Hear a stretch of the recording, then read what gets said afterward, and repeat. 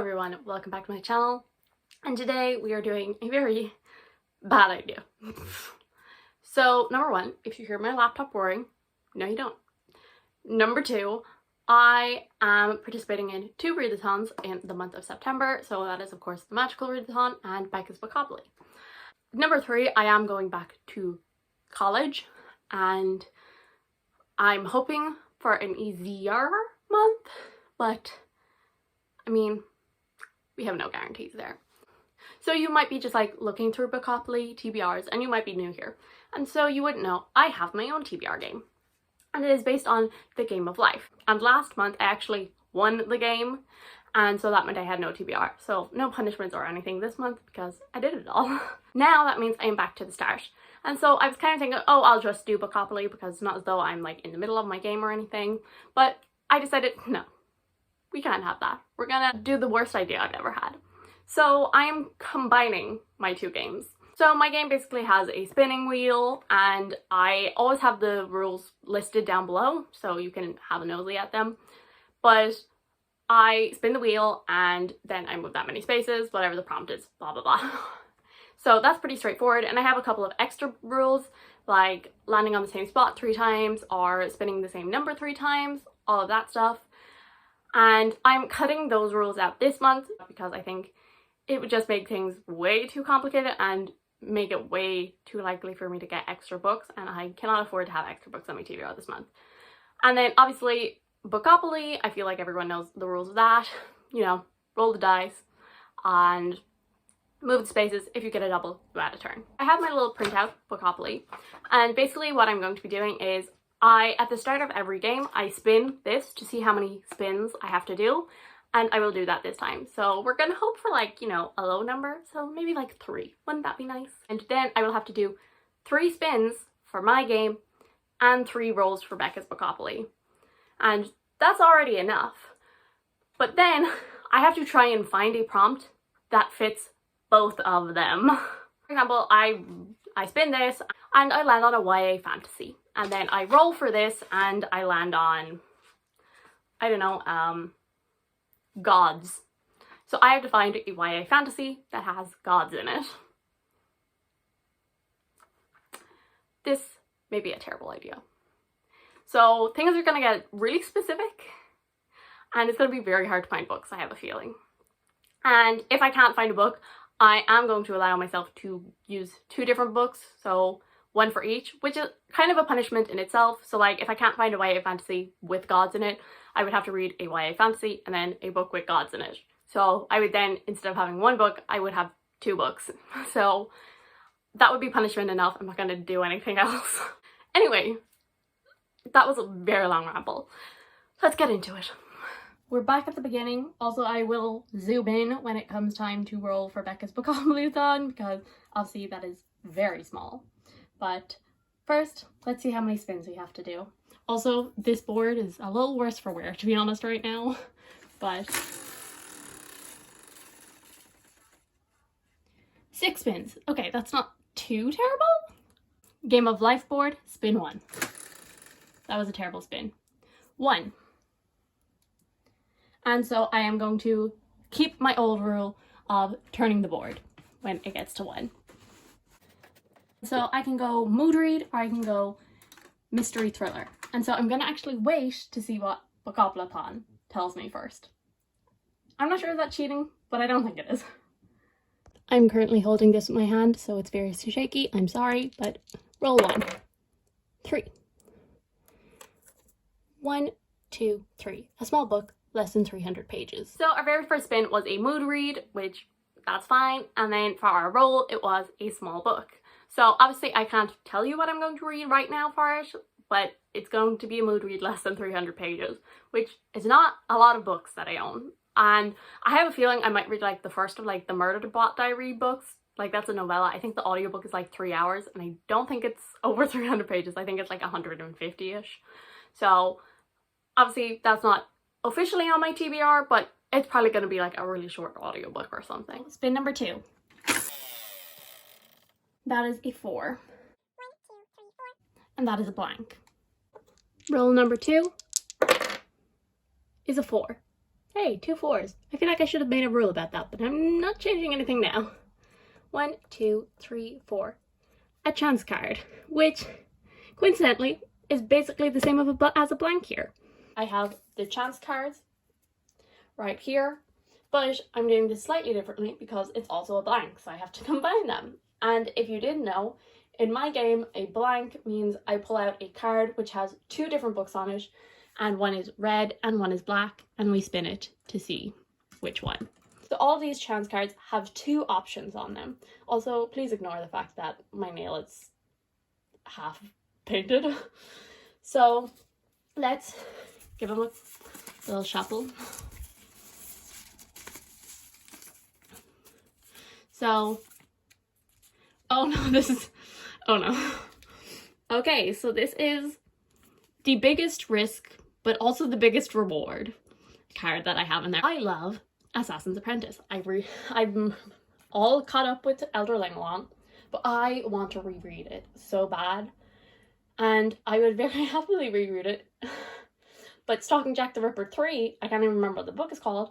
I hate that series with every fibre of my being. I've read the first 2 books. I read the second one actually last year for Bookoplathon as a punishment on a chance. So this does not give me confidence. Oh, why did I do this?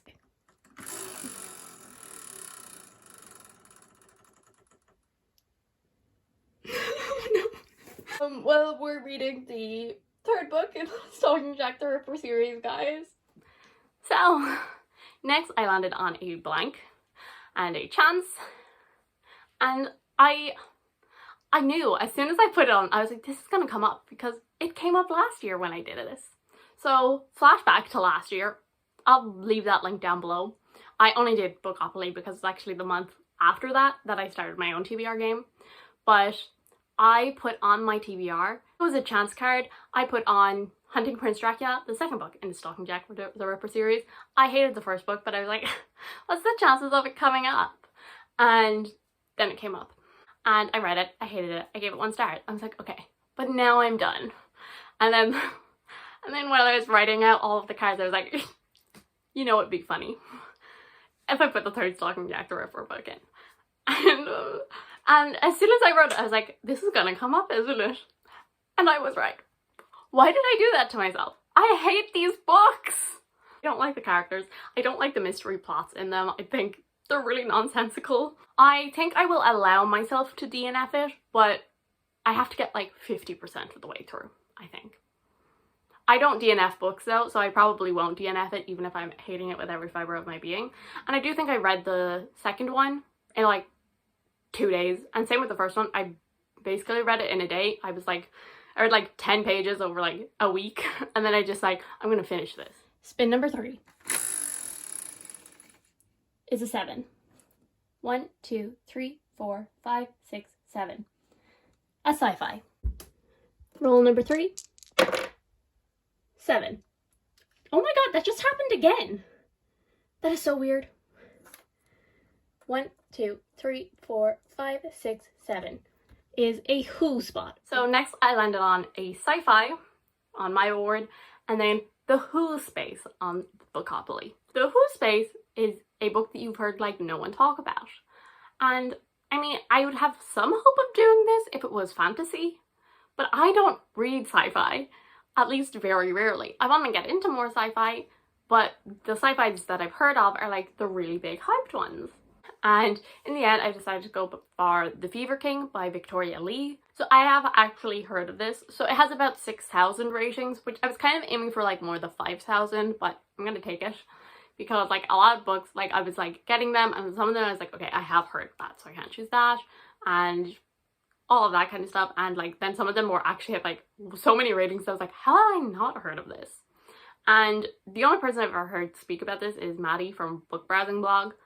So I haven't heard a lot of people talk about it. I'm a little nervous about this because it is a dystopian.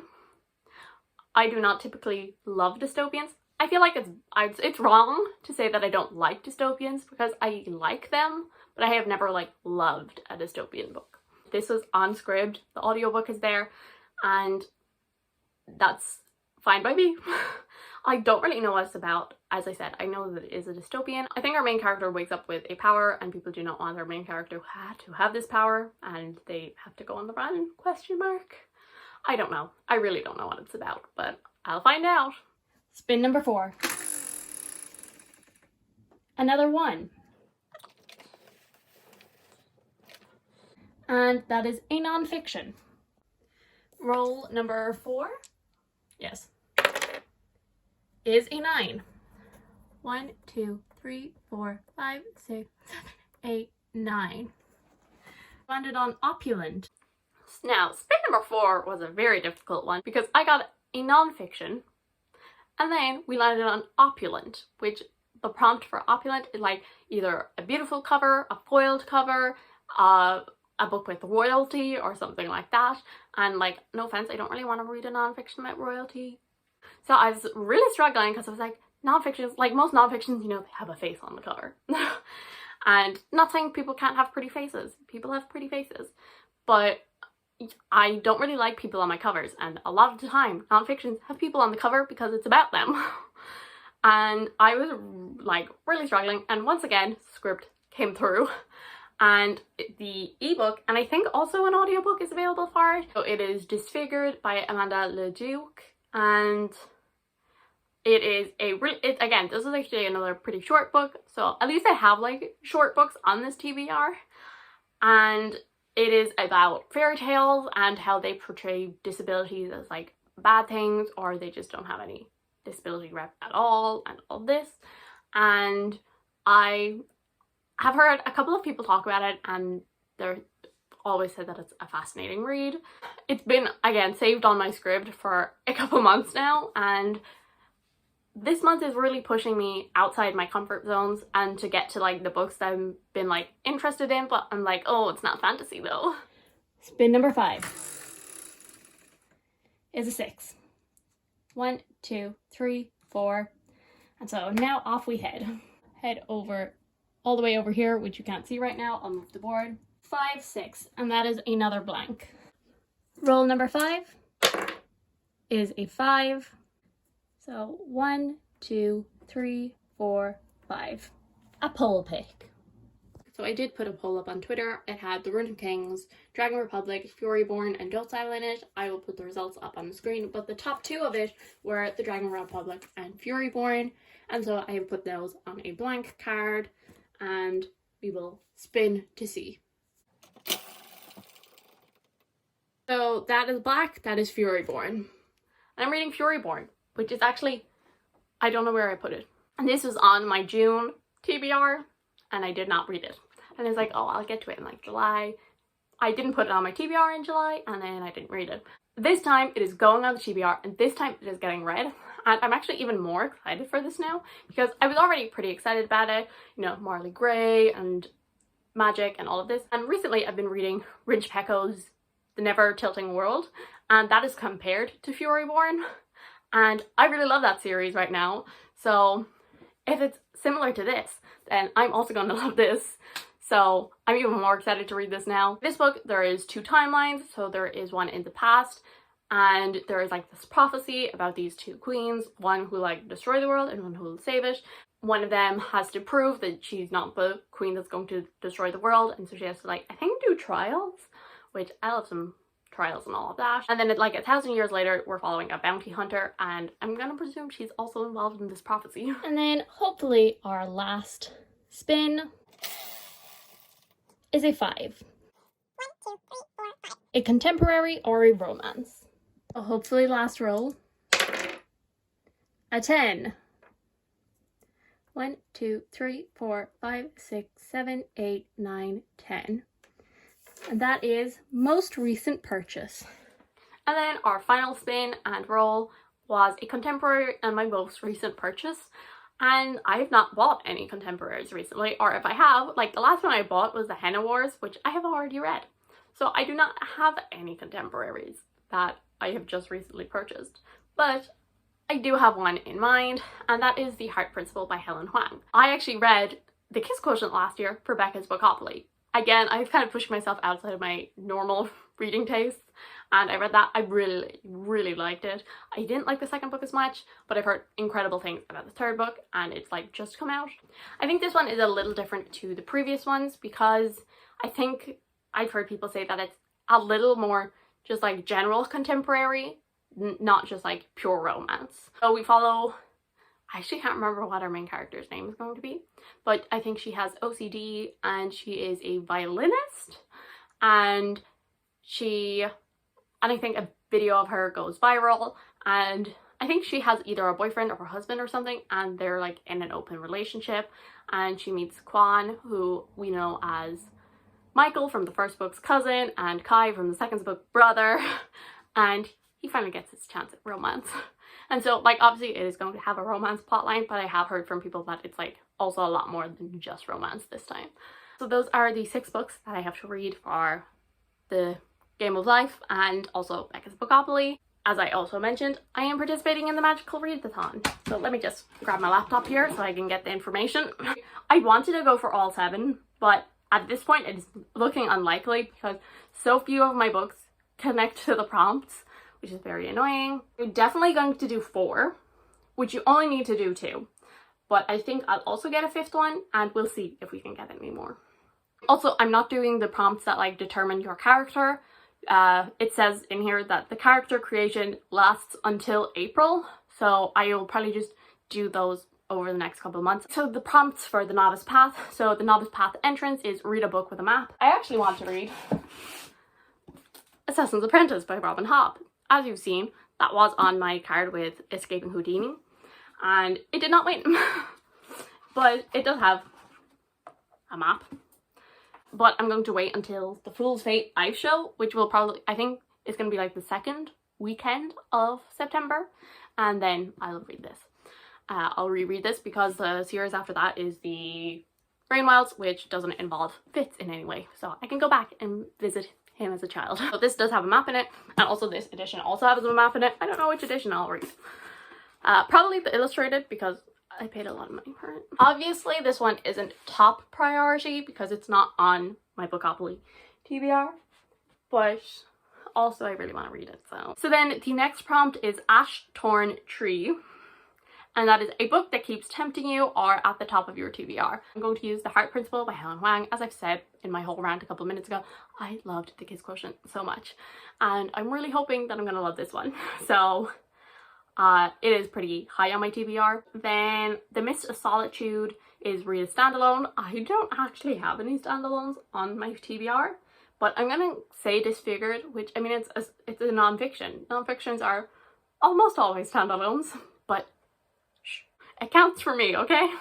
And then Rune of Sky is read a book featuring ghosts, haunted houses, or other supernatural elements. I don't think any of the books I am reading have any ghosts or supernatural elements. If I've gotten to the end of the month and I've finished my entire TBR, I will read something for this.